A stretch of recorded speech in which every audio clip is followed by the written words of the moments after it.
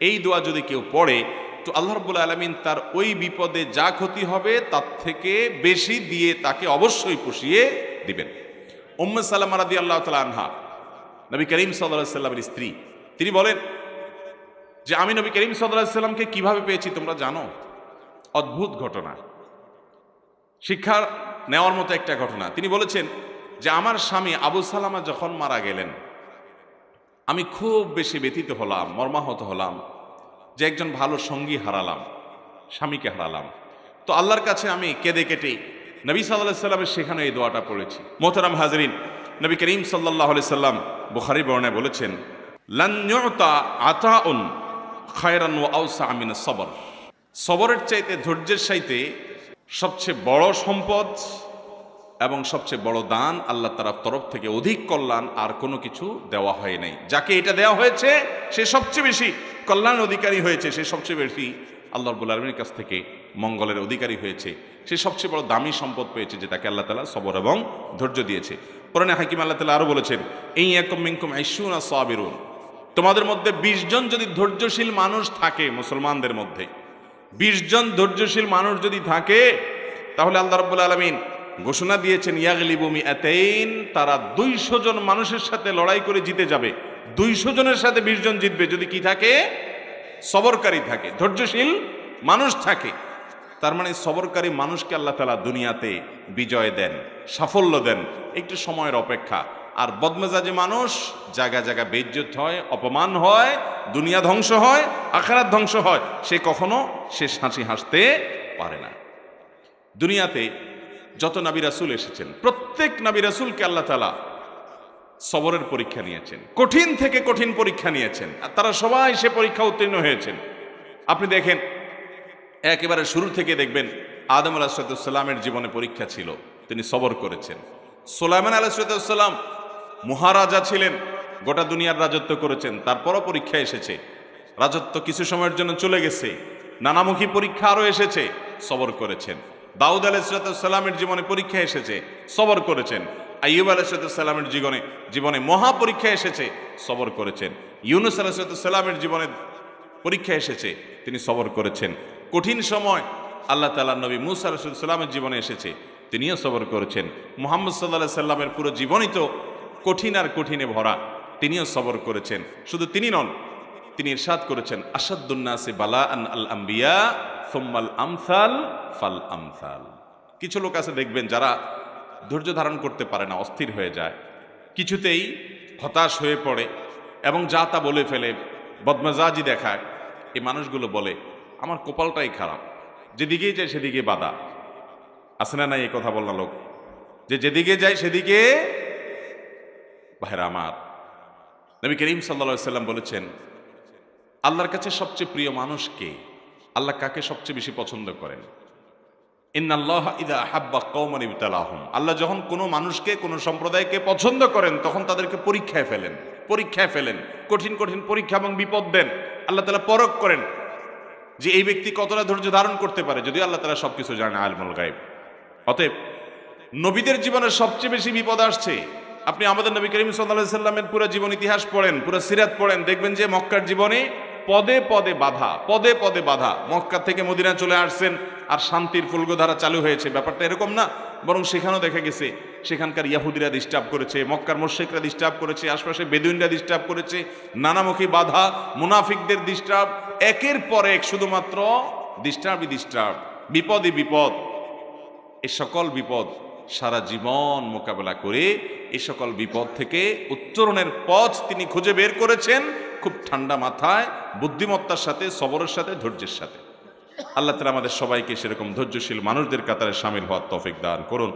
ভাইরা আমার, সাহাবীদের ভিতরে দেখবেন সেই সকল মানুষগুলো আল্লাহ তাআলার প্রিয় পাত্র হয়েছেন যারা সবর করেছেন। বেলাল রাদিয়াল্লাহু তাআলা আনহু, সুহাইব রাদিয়াল্লাহু তাআলা আনহু এবং আরো অনেক সাহাবা ইকরাম এবং আইম্মে মুজতাহিদিনদের মধ্যে দেখবেন ইমাম আযম আবু হানিফা রাহিমাহুল্লাহ, ইমাম শাফি রাহিমাহুল্লাহ, ইমাম আহমদ ইবনে হাম্বল রাহিমাহুমুল্লাহ, আরো বড় বড় ইমামদেরকে দেখবেন তাদের জীবনে শুধু পরীক্ষা, টর্চার, বিপদ, জুলুম এগুলা সহ্য করে তারা আল্লাহ তাআলার প্রিয় পাত্র হয়েছেন। আমরা চাই যে না, সব কিছু আমার বেটে বলে হয়ে যাবে।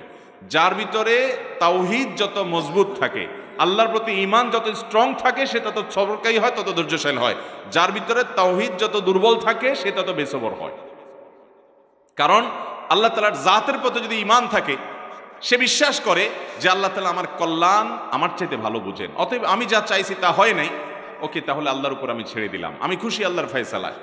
আল্লাহর প্রতি ঈমানের দুর্বলতার অনেক প্রমাণের ভিতরে একটা বড় প্রমাণ হলো বেসবরি এবং ধৈর্যহীনতা। অতএব ধৈর্য ধরার চেষ্টা করবো তো ইনশাআল্লাহ। আল্লাহ তাআলা আমাদের সবাইকে তৌফিক দান করুন। নবী করিম সাল্লাল্লাহু আলাইহি সাল্লাম বলেছেন, কোনো মুসলমানের জীবনে যদি কোনো মুসিবত আসে, কোনো বিপদ আসে, কোনো সমস্যা আসে, সঙ্গে সঙ্গে সে যদি ইন্না লিল্লাহি ওয়া ইন্না ইলাইহি রাজিউন পড়ে এবং আরেকটা দোয়া পড়ে, আল্লাহুম্মা জুরনি ফি মুসিবাতি ওয়াখলুফ লি খায়রাম মিনহা, আল্লাহ আমার যে বিপদ হয়েছে এই বিপদের বিপরীতে এর বিনিময়ে আপনি আমাকে সওয়াব দিয়েন, বিনিময় দিয়েন, এবং বিপদে আমার যে ক্ষতি হলো আপনি এর চাইতে ভালো কিছু দিয়ে আমাকে পোষায় দিয়েন। এই দোয়া যদি কেউ পড়ে তো আল্লাহ রাব্বুল আলামিন তার ওই বিপদে যা ক্ষতি হবে তার থেকে বেশি দিয়ে তাকে অবশ্যই পুষিয়ে দিবেন। উম্মে সালামা রাদিয়াল্লাহু তাআলা আনহা, নবী করিম সাল্লাল্লাহু আলাইহি সাল্লামের স্ত্রী, তিনি বলেন যে আমি নবী করিম সাল্লাল্লাহু আলাইহি সাল্লামকে কিভাবে পেয়েছি তোমরা জানো? অদ্ভুত ঘটনা, শিক্ষা নেওয়ার মতো একটা ঘটনা। তিনি বলেছেন যে আমার স্বামী আবু সালামা যখন মারা গেলেন আমি খুব বেশি ব্যথিত হলাম, মর্মাহত হলাম যে একজন ভালো সঙ্গী হারালাম, স্বামীকে হারালাম। তো আল্লাহর কাছে আমি কেঁদে কেটে নবী সাল্লাল্লাহু আলাইহি সাল্লামের সেখানে এই দোয়াটা পড়েছি, আল্লাহুম্মা জুরনি ফি মুসিবাতি, আল্লাহ আমার মুসিবত এবং বিপদে আপনি আমাকে বিনিময় দিয়েন, বিপদ যে হলো এর বিনিময় আপনি আমাকে দিয়েন, ওয়াখলুফ লি খায়রাম মিনহা, এবং এই বিপদে আমার যা ক্ষতি হলো, আমি যে হারালাম স্বামীকে, তার চাইতে বেটার কিছু আমাকে দিয়েন। আমি দোয়া আল্লাহর কাছে করে গেছি সব সময়। আল্লাহ তাআলা আবু সালামা আমার স্বামীর মৃত্যুর পর অকল্পনীয়ভাবে, অভাবনীয়ভাবে আমাকে মুহাম্মদুর রাসূলুল্লাহ সাল্লাল্লাহু আলাইহি ওয়াসাল্লাম স্ত্রী বানিয়ে দিয়েছে। আবু সালামাকে হারিয়ে তার চাইতে বেটারটা পাইছেন না, পান নাই? মুহতারাম হাজিরিন, অতএব যেই কোনো বিপদে ইমানদারের ইমান যত মজবুত হবে সে তত বেশি হাসতে পারবে যে আলহামদুলিল্লাহ আমার রব আমাকে যে অবস্থা রেখে খুশি, আমি অবস্থার উপরে খুশি, এবং বিপদ যতই আসবে আমি সেটাকে ওয়েলকাম করব, বেসবর হব না, ধৈর্যহীন হব না।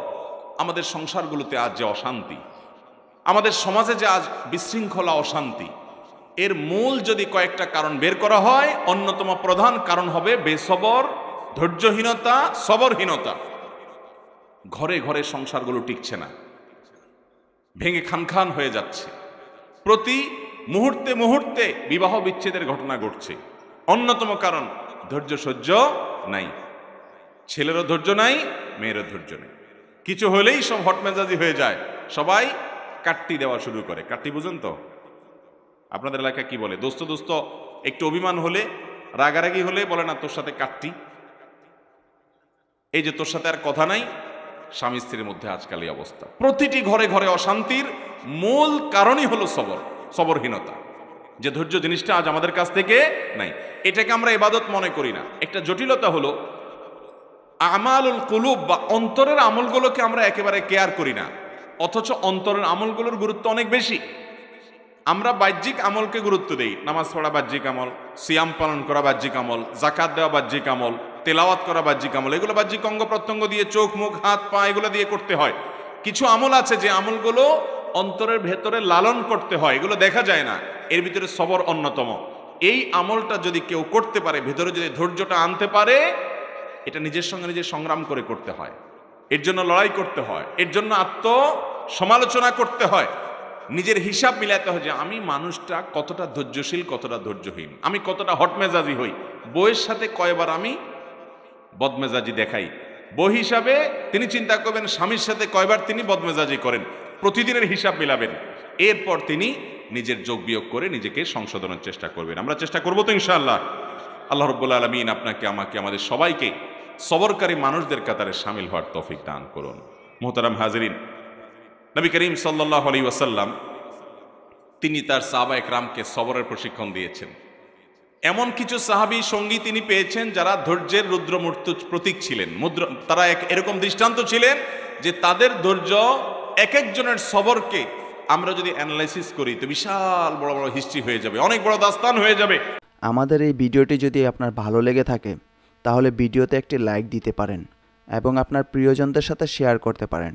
এবং এইরকম আরও ভিডিও পেতে আমাদের ইউটিউব চ্যানেলটি সাবস্ক্রাইব করে পাশে থাকা বেল আইকনটি অন করে দিন।